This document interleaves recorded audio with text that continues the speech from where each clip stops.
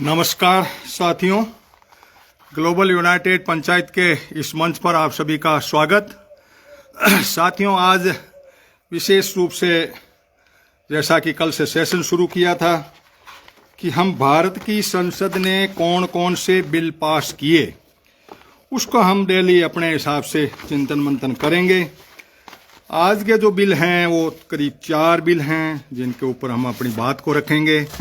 और उन बिल में सबसे जो पहला बिल है वो बिल है Jammu and Kashmir reorganisation second amendment bill 2023।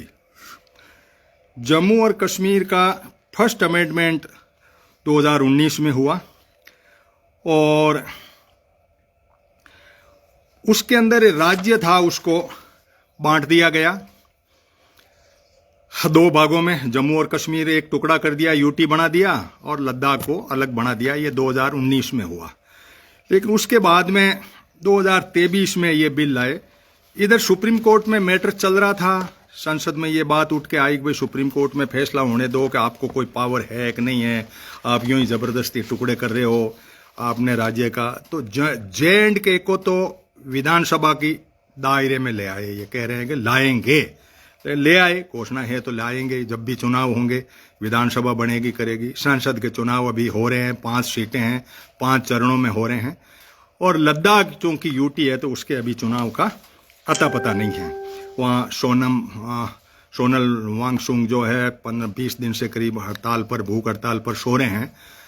अब इस जम्मू कश्मीर को इन्होंने किस तरीके से बांटा, ये बहुत बड़ा सवाल, हर भारत के नागरिक को जानने का सवाल है। संसद हमारी क्या करती है, इसी के एरा को लेकर के मैं आपके बीच उपस्थित होता हूं। लगातार 1 जून तक हमारे आज संसद चलेगी शैडो कैबिनेट के रूप में। ग्लोबल यूनाइटेड पंचायत का हमारा प्लेटफॉर्म है जो यूट्यूब चैनल पर हम इसको अपलोड भी करेंगे और आपके साथ में जुड़ करके इस बात को करेंगे। अब जम्मू और कश्मीर के 2 बिल पास हुए। एक रिजर्वेशन से संबंधित बिल पास हुआ। 2004 में जम्मू और कश्मीर में रिजर्वेशन के लिए व्यवस्था कायम हुई, जिसको इन्होंने अमेंडमेंट किया। वो क्योंकि जम्मू कश्मीर का संविधान अलग है तो उस संविधान की व्यवस्था के अनुसार था रिजर्वेशन। अब इन्होंने जो है 2023 के अंदर रिजर्वेशन का ढांचा शिक्षण संस्थाओं में कैसे होगी, क्या होगी, उसके नाम से ओबीसी का ढांचा दिया और कुछ कहा कि ये सब्जेक्ट जो है इनके, उसके अंदर कुछ चेंजेस किए और इस तरीके से जम्मू एंड कश्मीर के नाम के रिजर्वेशन का बिल इन्होंने 23 के नाम से पास किया। और पॉलिटिकल पार्टीज के रिजर्वेशन की बात भी हुई, जिसको कि हम इसी के पार्ट का दूसरा बिल है, उसके ऊपर अपनी बात करेंगे। जम्मू एंड कश्मीर रीऑर्गेनाइजेशन का मतलब, रीऑर्गेनाइजेशन इन्होंने पहले राउंड में 2019 में टुकड़े करके किया, जे.एंड.के और लद्दाख को। फिर रीऑर्गेनाइजेशन करना था सिर्फ जम्मू कश्मीर को। जम्मू कश्मीर के साथ में एक इन्होंने डिलिमिटेशन की एक कमेटी बनाई 2020 में और कहा कि इसको आप जम्मू कश्मीर, नागालैंड, मणिपुर और बोडोलैंड और असम का हिस्सा जो है, इसको डिलिमिटेशन के तहत मतलब वापस इसको रीऑर्गेनाइज करोगे क्या, किस तरह से इनकी बाउंड्रियां बनानी है, कैसे चुनाव होंगे, कौन सा क्षेत्र होगा, क्या होगा। तो ये बिल जो है जम्मू कश्मीर से संबंधित है। अभी डिलिमिटेशन आया नहीं है बाकी का भी, और यहां भी नहीं आया, इसलिए बिल इन्होंने बना दिया, जबकि सुप्रीम कोर्ट में बिल पेंडिंग है कि आपने ये टुकड़े क्यों किए। अब इसमें क्या किया, रिजर्वेशन की तो जैसे मैंने बात की कि भाई रिजर्वेशन कर दिया इनको, ओबीसी के पैटर्न पर कर दिया। ओबीसी का मतलब वहाँ सिर्फ शेड्यूल कास्ट और शेड्यूल ट्राइब्स को किया, ओबीसी ऐसा है नहीं। बकरवाल वहाँ की जात है, उसको एससी से एसटी में कहीं कन्वर्ट कर दिया। इस तरह से रिजर्वेशन का ढांचा शिक्षण संस्थाओं में करके कर दिया। लेकिन उसके अंदर मुद्दा यह है कि इनके हेड जो है वो रिजर्वेशन के तहत इनके हेड दूसरे बनते हैं, इनके आरएसएस या इनकी लॉबी के लोग बनते हैं। लेकिन अब हम रीऑर्गेनाइजेशन के ढांचे को करते हैं। जम्मू कश्मीर की विधानसभा पीपल्स रिप्रेजेंटेटिव एक्ट 1950 के तहत 83 सीट रखती थी और करीब 25 सीटें जो थी पीएंड का जो पार्ट है, जिसको कि भारत के संविधान में ये माना गया कि हमारा है और जब कभी हम यहाँ आएंगे तो उनकी हम 25 सीटें रिजर्व कर रहे हैं, जिसको कि इन्होंने 24 सीट कर दी। अब रहा सवाल कि भाई जम्मू कश्मीर की 83 सीट थी, उसके अंदर 6 सीटें थी वो थी इनके पास में शेड्यूल कास्ट के लिए, बाकी शेड्यूल ट्राइब्स का रिजर्वेशन नहीं था। अब इन्होंने क्या किया कि जम्मू कश्मीर के 83 की जगह 90 सीटें कर दी, और पीओ के जो है ये बड़ा एक आप लोगों को जिनको जानकारी नहीं है पूरी, उनको ये अचंभा लगेगा कि हम भारत पाकिस्तान ऑक्युपाइड जो कश्मीर है उसकी सीटें भी हमारे संविधान में रिजर्व है, इनमें भी अभी क्या कि हम 24 सीटें, वो जब कभी हम पीओके को हमारे कश्मीर का उस टुकड़े को हम लेंगे तब वहां पे 24 सीटें हमारे वहां होगी, हम उनका कराएंगे, वो कराएंगे तब कराएंगे, आगे की कहानी। लेकिन चलो इसमें आते हैं।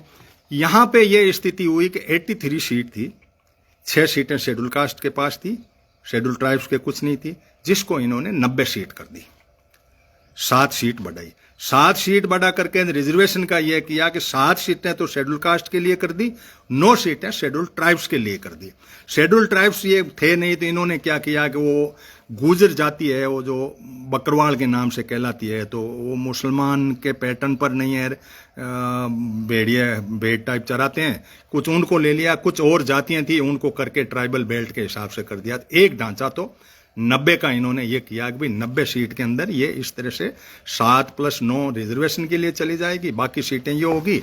और जम्मू के अंदर इन्होंने 6 सीटें बढ़ाई 7 में से, और 1 सीट कश्मीर में बढ़ाई। पहले कश्मीर की 46 थी, जिसको 47 किया, इनके यहाँ 6 सीटें बढ़ा दी। अब ये चाहते हैं कि किसी भी तरीके से जम्मू में, चूंकि बीजेपी का शासन है, जम्मू में हिंदू पॉपुलेशन ज़्यादा है, इसलिए यहाँ का संख्या बढ़ाने के चक्कर में इन्होंने डिलिमिटेशन के बाद में ये जो विधानसभा बनेगी उसके अंदर किसी भी तरीके से J&K के अंदर एक हम बीजेपी का राज स्थापित हो, इस बात के लिए ये एक प्रयास है। लद्दाख को साइड में कॉर्नर में करके उनको अलग थलग कर दिया और वो अपने हाल में जिए, उनका एक साइड में मामला बना दिया। अब यहाँ 6 सीटें बनाने के बाद में एक बहुत बड़ी चेंजेज ये की कि इन्होंने यहाँ के राज्यपाल जो है इसको पावर दिया।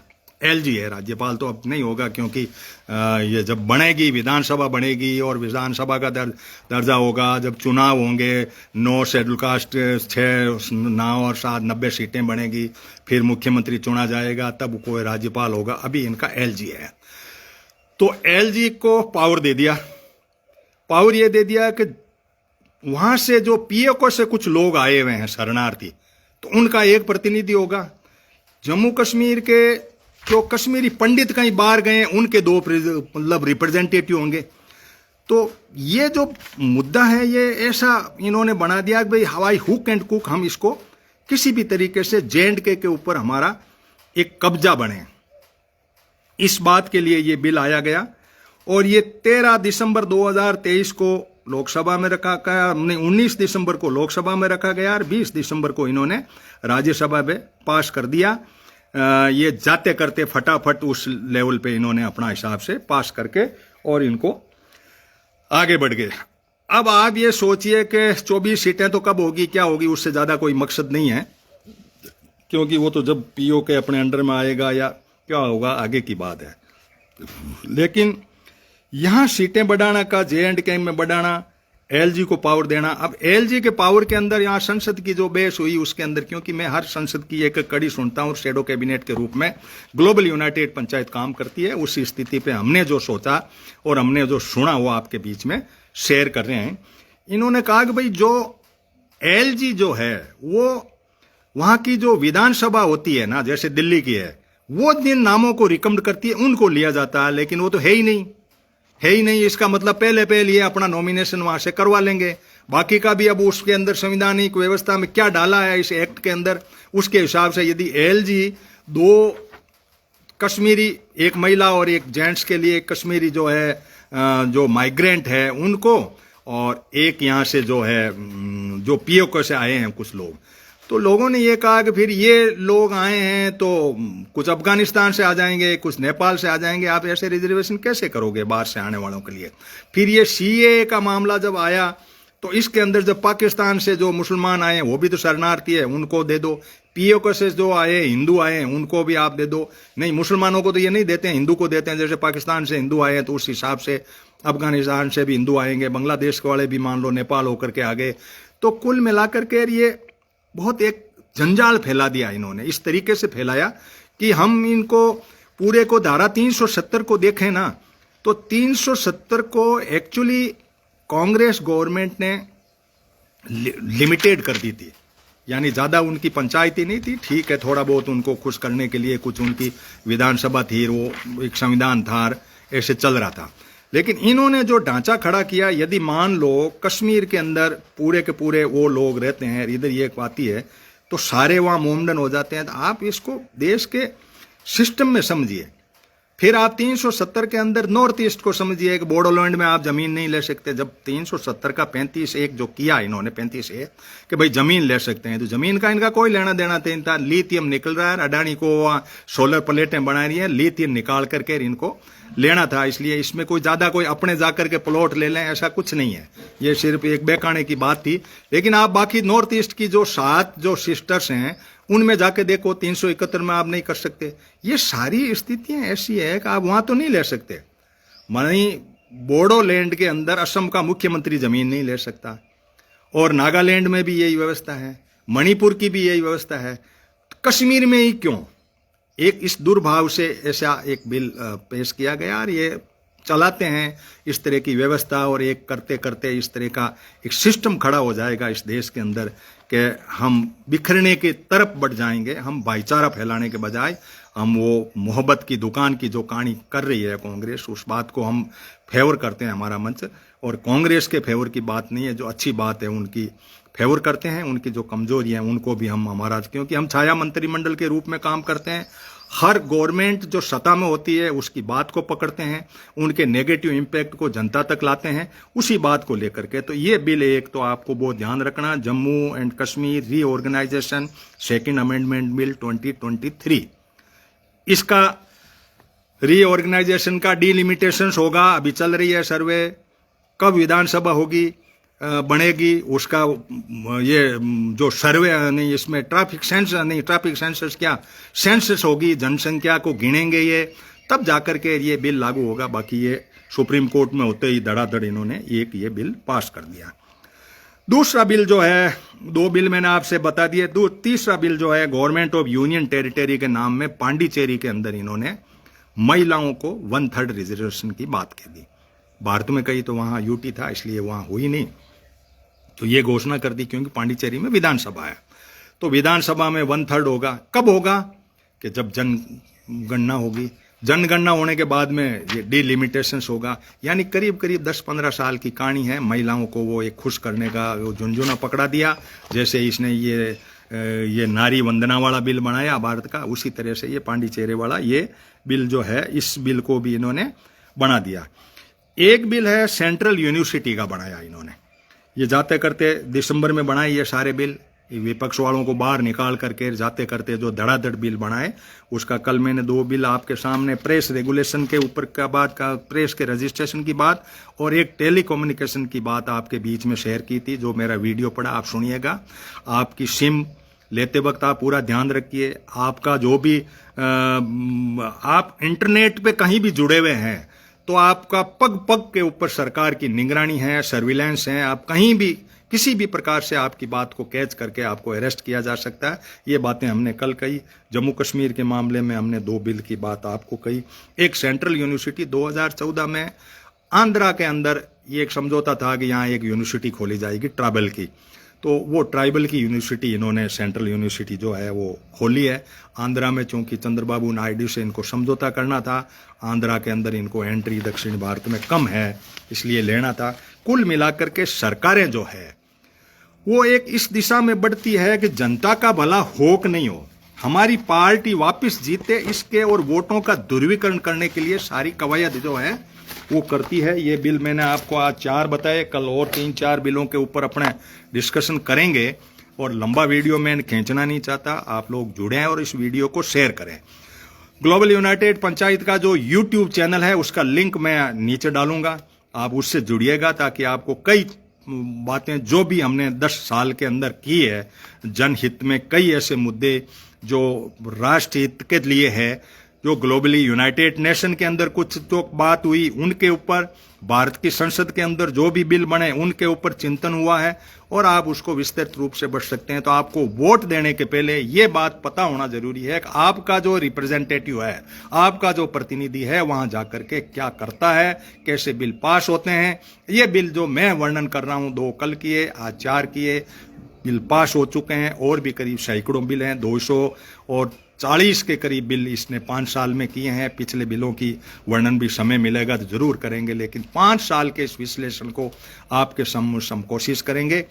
और आप YouTube जो चैनल है उसको तो सब्सक्राइब करें ही करें, लेकिन आप ज़्यादा से ज़्यादा शेयर करें ताकि लोगों तक बात पहुंचे कि जम्मू कश्मीर के बिल के मायने क्या है। गूगल पे मिल जाएगा, मैंने बहुत संक्षेप में दिया। 83 सीटें थी, 90 सीटें की, शेड्यूल कास्ट शेड्यूल ट्राइब के लिए रिजर्वेशन किया, नाम OBC दिया, OBC वहां है नहीं, और LG को पावर दिया कि आप 2 सीटें यहां से लाओगे कश्मीरी पंडितों की लाओगे तो कई माइग्रेट होके दूर से आएंगे, उनको कैसे करोगे। ये जंजाल फैलाने की बात है। उधर लद्दाख को अलग थलग पटक दिया, जिसकी लद्दाख की लड़ाई सोनम वांगचुक जो है 20 दिनों से वो है, और उसने एक बहुत बड़ी बात कही कि जिस हिसाब से भारत सरकार हमारे साथ काम कर रही है 370 तोड़ने के बाद में, हमारे यहां से गोरखा जो है चीन की फौज में भर्ती हो रहे हैं, और एक दिन भारत को भारी पड़ेगा कि ये भारत के प्रति गोरखाओं की बटालियन थी। लेकिन जब आप रोजगार नहीं दे रहे और जब से अग्निवीर योजना आई है तो चीन ने उनको सेना में भर्ती करना शुरू कर दिया, उनको पूरी नौकरी देने के हिसाब से। गोरखा बड़ी लड़ाकू कौम है, लेकिन लद्दाख को उस तरह से छिन भिन कर दिया, लिथियम के कारण से जम्मू कश्मीर को कर दिया, हिंदू मुस्लिम के एजेंडे के तहत ला करके इसको J&K को विखंडित कर दिया।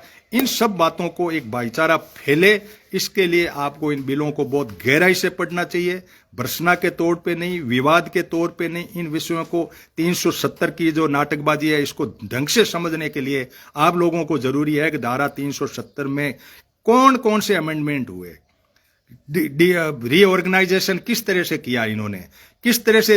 अब ये कह रहे थे कि वहां तो कुछ नहीं था, रिजर्वेशन भी नहीं था, रिजर्वेशन तो 2004 में था J&K के अंदर, तब आप काय का अमेंडमेंट कर रहे हो। इसके कुछ मायने हैं।